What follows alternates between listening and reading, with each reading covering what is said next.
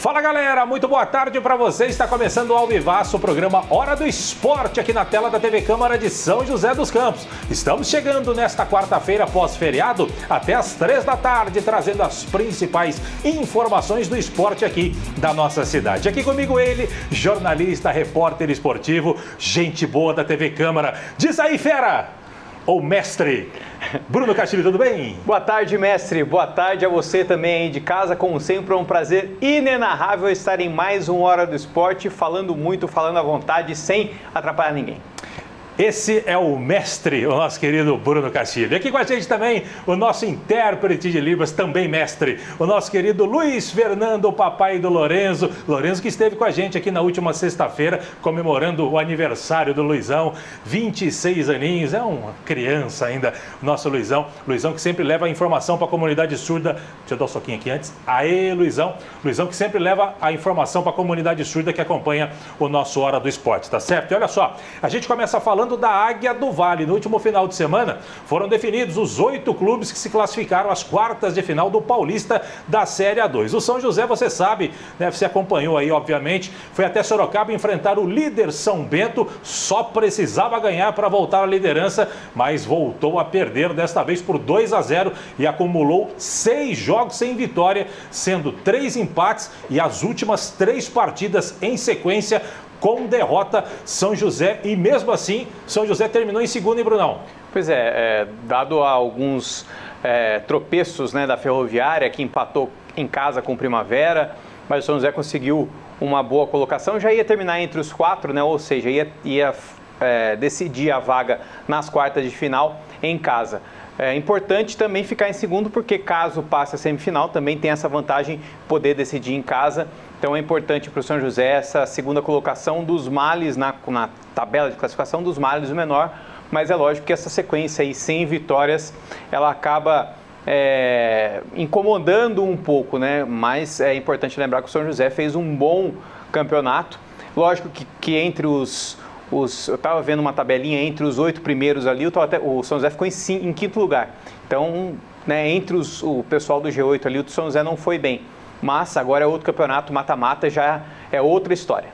Pois é, e você falou, né, que se avançar para a semifinal está garantido jogar a segunda e decisiva em casa, nem tanto assim, porque a pontuação continua somando, e com esses maus resultados, continua somando, eu digo, a pontuação da primeira fase vai somar com os resultados desta segunda fase, ou seja, como o São José tropeçou nas últimas 6 rodadas, com 3 derrotas, ele não somou pontos nas últimas 3 rodadas, aquilo que era praticamente certo agora não é mais. Matheus, vamos fazer o seguinte, vamos dar uma olhadinha como é que foi a última rodada, 15ª rodada que definiu aí os 8 classificados, os 2 rebaixados, a gente já sabia que seria o Monte Azul e o Comercial. Então tá ali, ó, o São Bento venceu 2-0 o São José, a Portuguesa Santista garantiu a classificação ao bater o Linense, tirou o Linense aí da próxima fase, o Velo Clube empatou com o Capivariano, o Velo Clube acabou entrando, Comercial e Monte Azul, o jogo do Inho Ruim contra o Inho Pior terminou 1-1. E o Comercial que terminou o campeonato sem vencer. Exatamente, bem lembrado, realmente um time de tradição, de história, terminar um campeonato, seja ele qual for, sem vencer, realmente tem muita coisa errada por lá. Noroeste 5-1 no Taubaté, um resultado, aliás, essa goleada do Noroeste aí, classificou o Noroeste estava vencendo por 4-1, já era um resultado fora dos padrões aí, o Noroeste acabou fazendo o 5º gol, que classificou o Noroeste à próxima fase. Ferroviária e o Primavera, esse resultado ajudou o São José, aqui esse 1-1, Ferroviária e Primavera. O Oeste tomou uma sapecada lá no Brinco de Ouro da Princesa, 4-0 para o Juventus classificado, 15 de Piracicaba perdendo em casa, que muito estranho também o resultado. Rio Claro 3-1 para cima do 15 de Piracicaba. A classificação ficou da seguinte forma, coloca pra gente, Matheus.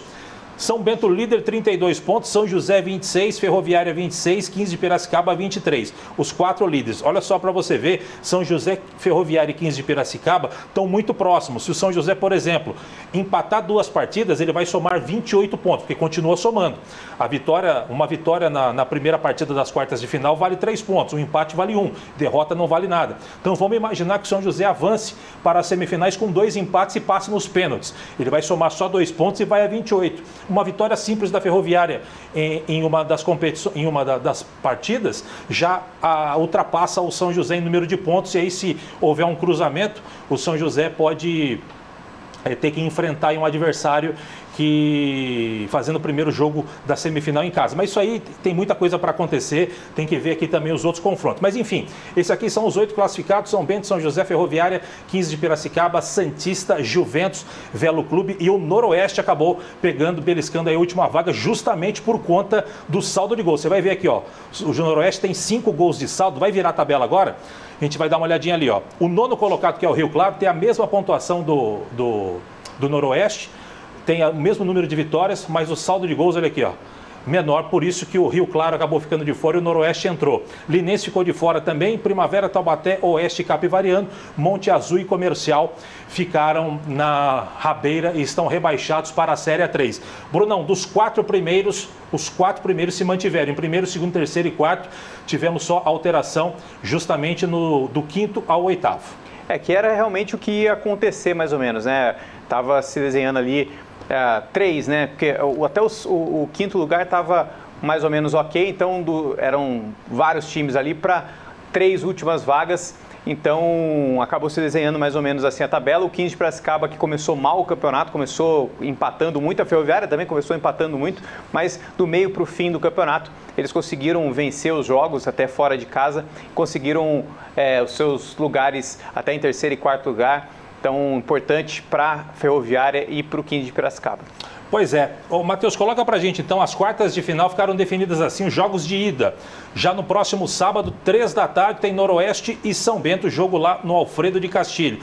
Também no sábado, Velo Clube recebe o São José lá no Benito Agnello, lá em Rio Claro, jogo 7h15 da noite. No domingo, 11 da manhã, Juventus e Ferroviária.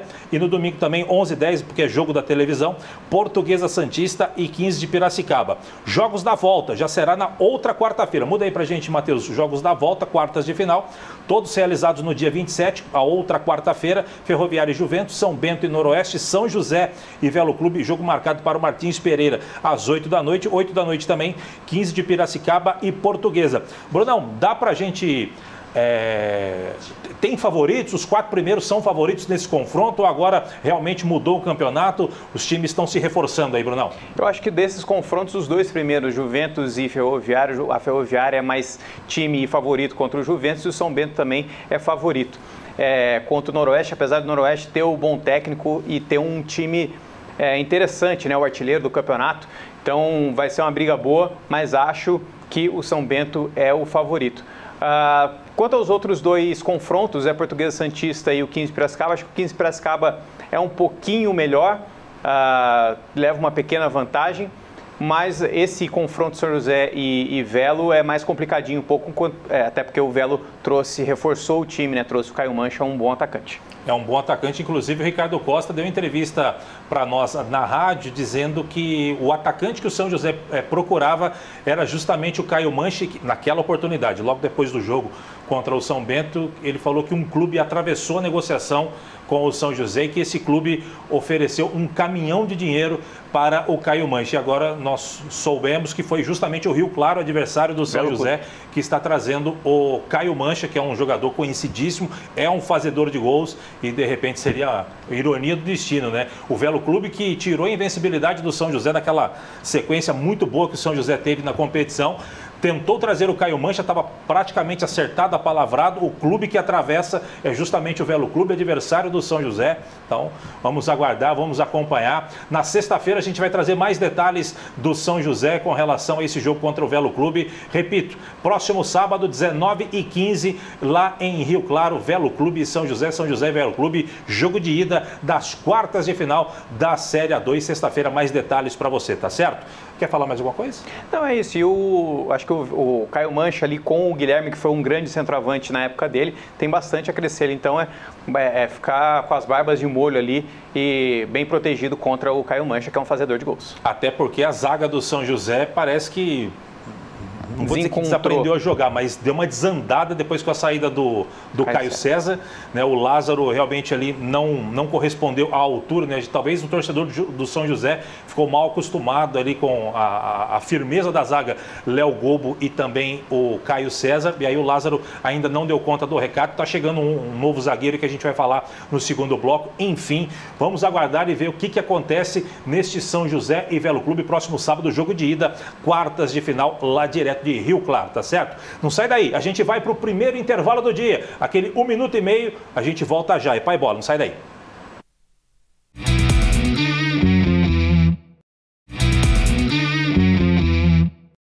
Muito bem, estamos de volta com o Hora do Esporte e a gente volta ainda falando sobre o São José, porque a CBF divulgou os grupos e os confrontos do Campeonato Brasileiro da Série D. O São José está no grupo 7 e está em um grupo bem complicado. Primeiro, vamos dar uma olhadinha no grupo do São José. Olha só, o São José é o grupo 7 com mais 3 times de São Paulo. O Água Santa, Inter de Limeira e Santo André. Aí tem 2 times mineiros, o Patrocinense e o Pouso Alegre. Do Paraná, o Maringá do Paraná e o Costa Rica do Mato Grosso do Sul. Só para você ter uma ideia, até para análise do Brunão, olha só, eu até preparei aqui, ó. São José, que todo mundo sabe, está na Série A2, aí brigando para voltar à elite do Paulistão. O Água Santa disputou o Paulistão, agora recentemente, caiu na segunda fase da Copa do Brasil, perdendo para o Vasco nos pênaltis. E fazendo um jogo duro contra o Vasco. Exatamente, o jogo foi 3-3 e perdeu por 4-1 aí nos pênaltis. Pênalti acaba, né? Às vezes não diz o que foi o jogo, foi bem lembrado pelo Bruno. Inter de Limeira chegou agora nas quartas de final do Paulistão, perdeu para o Red Bull Bragantino 3-0, tomou uma sapecada aí, mas chegou nas quartas de final e está jogando Paulistão, uma estrutura de time de Série A1. Santo André foi rebaixado no Paulistão, mas é um time de camisa, é um time de tradição, vai jogar Série A2 ano que vem. São José não subir, vai enfrentar o Santo André no ano que vem. Patrocinense joga a primeira divisão do Mineiro e está tentando escapar aí do rebaixamento, está no módulo de rebaixamento lá tentando escapar. Pouso Alegre, primeira divisão do Campeonato Mineiro, foi o segundo do grupo do Atlético. O Atlético, né, lá em cima, e em segundo o Pouso Alegre. O Maringá do Paraná, semifinalista do Campeonato Paranaense, na partida de ida das semifinais, meteu 2-0 do Curitiba lá em Maringá. Joga, pode até perder por 1 gol de diferença no Couto Pereira, estará na final do Campeonato Paranaense, uma baita estrutura. E aí tem o Costa Rica do Mato Grosso do Sul, né? Está nas quartas do Campeonato Sul-Mato-Grossense contra a equipe do Dourados, que é uma equipe conhecida aí do Mato Grosso do Sul. Essa realmente não dá para a gente ter uma noção, né? Mas, queira ou não, chegou nas quartas de final do seu campeonato estadual. Brunão, grupo complicadíssimo do São José. O Costa Rica, eu fui ver o campeonato lá, pelo que eu me lembre, são 2 grupos de 5, e aí classificam os 4 primeiros e os 2 últimos caem. Então, assim, né, o fato de ter se classificado também não é tanto mérito não no campeonato sul-mato-grossense. Mas é um time que a gente não conhece muito bem, né? Então vai ter que ter muito, o scout lá do São José vai ter que ter muito trabalho para poder ver como que funciona esse time aí. E aí tem a distância também, né? O problema, acho que maior do São José, e como todos os times aqui, é que o estado de São Paulo é muito forte, né? Então, todos os times que jogam uma Série D ou jogam para disputar uma Copa do Brasil, os times são muito fortes, né? O Água Santa mesmo quase desclassificou o Vasco. Acabou virando a partida, só não desclassificou porque tomou um gol no finalzinho e aí acabou perdendo nos pênaltis. Mas é um grupo bem forte, principalmente olhando só a parte aqui de São Paulo. O Pouso Alegre estava até um pouco tempo atrás numa deficiência financeira, não sei se resolveram lá, estava num imbróglio interno lá, mas a princípio dentro de campo não afetou tanto, né, pelos resultados aí, que ficou em segundo no grupo do Atlético Mineiro. Ou seja, vai ter ainda um pouco de água para rolar até começar mesmo a Série D do Campeonato Brasileiro. Alguns times vão se reforçar, o próprio São José está procurando reforços, o Santo André com certeza vai tentar se reforçar aí para apagar com esse começo de ano ruim. Então, e vai ser um campeonato aí meio, um pouquinho longo, né? Então, dentro do campeonato, muitas coisas vão acontecer e vão se desenhar ali dentro do campeonato da Série D. Em teoria, óbvio que a gente está falando antes de começar o campeonato e analisando a atual situação de cada time. Vejo como o Maringá, um dos fortes deste grupo, um dos favoritos a se classificar. Água Santa e Inter de Limeira correm na frente. O São José, de repente, brigando. Precisa ver também os reforços que o São José vai trazer para o Campeonato Brasileiro na Série D, se é que vai trazer mais reforços para a Série D. Mas vejo aí, Água Santa, Inter de Limeira e além do Maringá, como 3 times que já devem praticamente engatilhar bem aí a sua a sua classificação. O São José brigando ali por uma quarta vaga contra a equipe do Santo André, o Patrocinense, o próprio Pouso Alegre e o Costa Rica. Mas a hora que a bola rolar, meu amigo, não dá para dizer não. Os times podem se surpreender, né, Brunão? E a gente não sabe também a condição de gramado, por exemplo, lá do campo do Costa Rica, né? Não sabe se, enfim, se lá dentro é só eles conseguem, por um gramado um pouquinho pior, ter uma vantagem a mais, ou seja, é só quando a bola rolar mesmo, que a gente não conhece muito, a gente conhece só daqui, né? Os que disputam o Campeonato Paulista. Tem que ver como são os outros dos outros estados. Patrocinense, que é o time do Milton Neves, né, meu caro? Exatamente.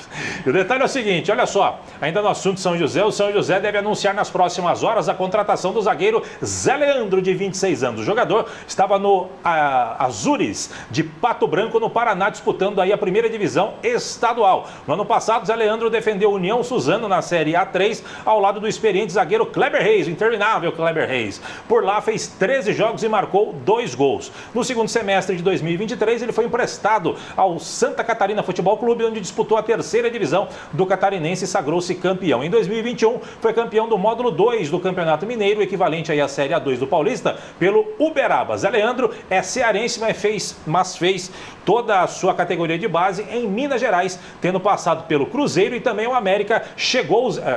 Oficialmente não chegou, mas vai chegar o Zé Leandro aí para a zaga, já está treinando lá com o elenco de São José, Brunão. É um reforço a mais, né, para o lugar, para a vaga do Caio César, que quebrou o braço, não deve voltar tão cedo o Caio César, mas o currículo dele, apesar do Azures, né, tá na primeira divisão, o Azures tem um projeto legal aí de clube-empresa, jogou a terceira divisão paulista ano passado, jogou a Série A2, terceira divisão no Catarinense, ou seja, tem que ver como é que ele vai se encaixar nesse time do São José.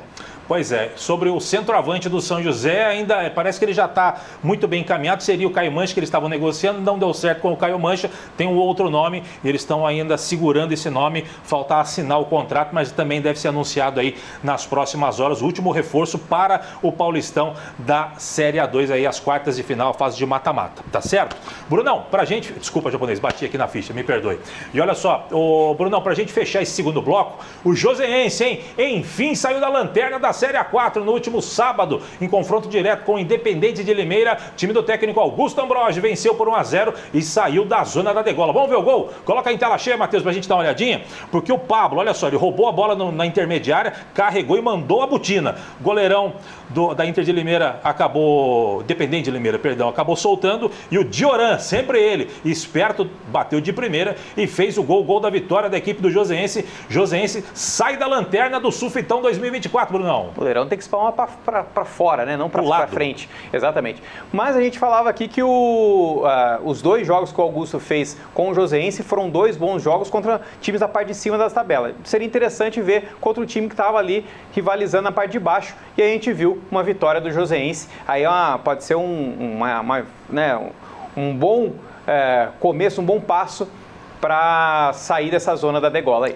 Pois é, e hoje já tem outra pauleira, vai pegar o vice-líder, a Francana, hoje lá no Lancha Filho, jogo marcado para as 19h30, popular, 7h30 da noite, lá o Joseense enfrentando a Francana. Vamos dar uma olhadinha aqui rapidinho na classificação, Matheus, coloca no pique, olha só, a Francana é o vice-líder, o São Carlense segue líder, 23 pontos, tem a Francana, depois vem o Ska Brasil aí, foi só o Max Santos sair de lá, o Ska Brasil estava lá na lanterna, os caras já estão no G8, que fase o Max Santos também, Max Santos foi técnico do São José, que coisa, hein? Virando a tabela, olha lá o Joseense, ó, 14º saiu da zona da degola, deixando ali a vaga para o Jabaquara e também o América, o Joseense. Vamos torcer para não acabar com a piada, como disse o Bruno. Sulfitão 2025, você vai ver aqui no Hora do Esporte, se Deus quiser, com o Joseense, tá certo? Bruno, a gente vai para o último intervalo do dia. No pique tem muita informação, tem muito basquete no terceiro bloco para você. Não sai daí, já voltamos.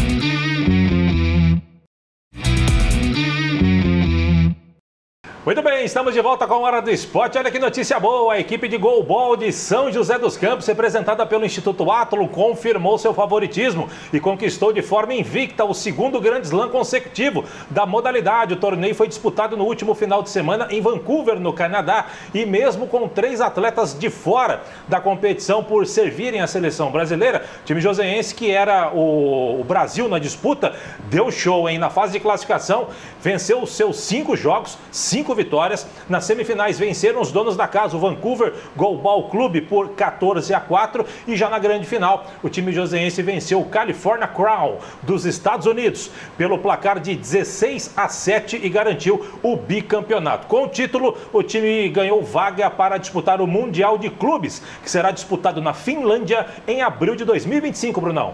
Muito bacana, parabéns ao pessoal aí do Goalball de São José dos Campos, sempre trazendo títulos e boas notícias aqui para a cidade. Eu espero cobrir esse Mundial de Goalball na Finlândia ano que vem. Não, vamos, Rafael já está na escuta aí. Rafael, prepara aí a passagem para o menino, que ele vai lá para a Finlândia em 2025, vai passar frio lá na Finlândia, vai encontrar com o Mika Häkkinen lá, né? O Mika Häkkinen, o Heikki Kovalainen e o Kimi Räikkönen.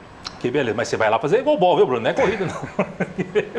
Mas parabéns à galera do Instituto Athlon, sempre comandando muito bem o goalball e também as outras modalidades que contempla aí o Instituto Athlon, e mais uma vez o goalball dando show e com 3 desfalques, hein, Brunão? Realmente foi bem demais. Parabéns aí para a galera do Instituto Athlon, para os atletas, comissão técnica. Renê Quintas, grande abraço para você, parabéns pelo trabalho, você realmente é fera, meu irmão. E também, falei igual Israel Gonestai agora, mas a galera do goalball, realmente muito bacana, parabéns a todos. O Kelvin Bacos também, grande abraço para você. Brunão, no pique, o São José Basquetebol Feminino conquistou o bicampeonato brasileiro Interclubes Sub-20, jogando no ginásio do CATC, que é a Sociedade de Assistência aos Trabalhadores do Carvão. Olha que curiosidade, hein? Lá na cidade de Criciúma, no Paraná. As meninas do São José bateram Catanduva pelo placar de 65-61 e ficaram com o título. A pivô Ariane foi a cestinha da partida com 22 pontos, 10 rebotes, double-double para ela, ainda mais uma assistência. Além de ser a MVP da grande final com 20 pontos de eficiência. Mais uma vez, o basquete sub-20 dando alegrias aqui para São José, Brunão. O time de sub-20 do basquete feminino é realmente muito forte, né? E agora essas meninas aí, com moral, com o título, voltam para reforçar o time feminino que joga a LBF aqui do time adulto do São José. Pois é, realmente uma conquista muito bacana. Elas perderam na fase de classificação para a equipe de Catanduva, reencontraram as meninas e acabaram vencendo na final 65-61. Belo resultado e conquistando o bicampeonato, mostrando a força das categorias de base do basquete feminino. E como você bem falou, a gente vai falar já da rodada dupla do basquete feminino, do basquete masculino e feminino que teremos no Lineu de Moura. E as meninas vêm para reforçar realmente as meninas do adulto. Então já vou mudando de assunto justamente para falar sobre o adulto, porque hoje teremos rodada dupla de basquete no ginásio Lineu de Moura, com os times masculino e feminino do São José. Você está vendo imagens das meninas? Porque às 5h45 da tarde, o São José Basquetebol Feminino encara o Ituano pela 5ª rodada da LBF, que é a Liga de Basquete Feminino, onde as Águias ocupam a 7ª colocação com 50% de aproveitamento, com 6 pontos ganhos. E chegam ao duelo embaladas por uma grande vitória sobre o Ponta Grossa no último domingo, por 82-57 no ginásio do Teatrão. As meninas do Ituano vêm de vitória por 85-52 contra o Mesquita do Rio de Janeiro e aparecem na 9ª posição com 5 pontos, com um aproveitamento maior, 66,7. Elas têm um aproveitamento maior, Brunão, porque a equipe do Ituano jogou apenas 3 vezes, tem 2 vitórias e 1 derrota, por isso tem aquele aproveitamento maior, mas em termos de pontuação fica abaixo do São José. O São José já fez 4 jogos, 2 vitórias, 2 derrotas, por isso tem os 50%. A hora que equiparar o número de jogos, aí vai dar para ver realmente a classificação real. Mas esse é a situação atual da classificação, jogo hoje lá no Lineu de Moura. E é muito bacana essa rodada dupla, né, que quem vai assistir o basquete masculino já vê, chega um pouquinho antes, já vê as meninas também, é muito bacana.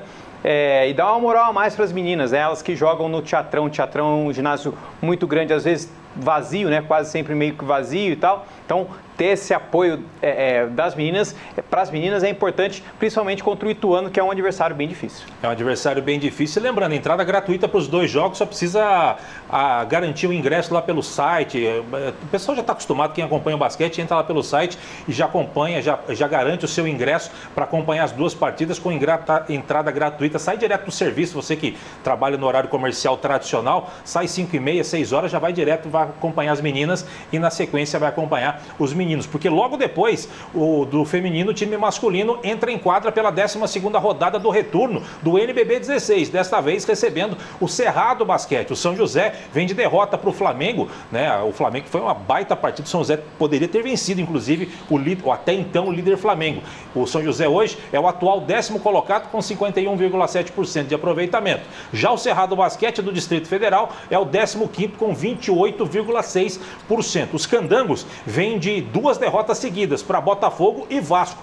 A partida hoje, Brunão, está marcada para as 20h15 popular, 8h15 da noite. Isso, é que vem de 3 derrotas seguidas. Perdeu para o Vasco, perdeu para o Mogi, que não poderia ter perdido, e perdeu para o Flamengo também, que quase ganhou, mas perdeu. Então é um jogo importante para o São José se recuperar, principalmente sendo em casa. É verdade. Aí, São José, não dá para perder em casa para o Cerrado, com todo respeito ao time candango, né? Então tem que tomar cuidado aí, porque achou que poderia vencer o Mogi lá em Mogi, e todo mundo achava que poderia, o Chamel resolveu jogar, e aí deu no que deu, vitória do Lanterna até então, o Lanterna Mogi. Vamos dar uma olhadinha aqui na classificação do NBB, para a gente ver como é que tá. O Flamengo perdeu esse final de semana, perdeu a liderança para Franca, que assumiu a liderança ali com Elinho e Companhia Limitada. Franca, Flamengo, Minas, Vasco, Bauru, Unifacisa, Paulistano, Corinthians, Fortaleza. São José aparece na 10ª posição. Virando a tabela, a gente vê ali, ó, São Paulo, Pinheiros, Pato Basquete, União Corinthians, Cerrado Basquete, 15º colocado, seguido pelo Caxias, Botafogo, Mogi e Brasília. Brasília que será o próximo adversário do São José na sexta-feira. Tem que ficar de olho, porque senão o cachimbo cai, diria o poeta, meu caro Bruno Castilho. Grande abraço para você. Sexta-feira estaremos de volta. Sexta-feira estaremos de volta. Foi um prazer inenarrável estar em mais uma Hora do Esporte. E você, Vieira, ver se não fala muito para não atrapalhar as pessoas à noite. Deixa comigo, mestre. Detalhe é o seguinte, Luizão, aquele abraço, hein? Sempre um prazer ter você aqui, o Luizão, que sempre abrilhanta o nosso programa e leva a informação para a comunidade surda que acompanha o nosso Hora do Esporte. A gente vai chegando ao final do programa de hoje, agradecendo a sua audiência, a sua paciência. Você fica agora com a programação da TV Câmara. Eu, Brunão, Luizão e grande equipe. A gente volta na sexta-feira. De nossa parte, grande abraço. Até lá. Tchau, tchau.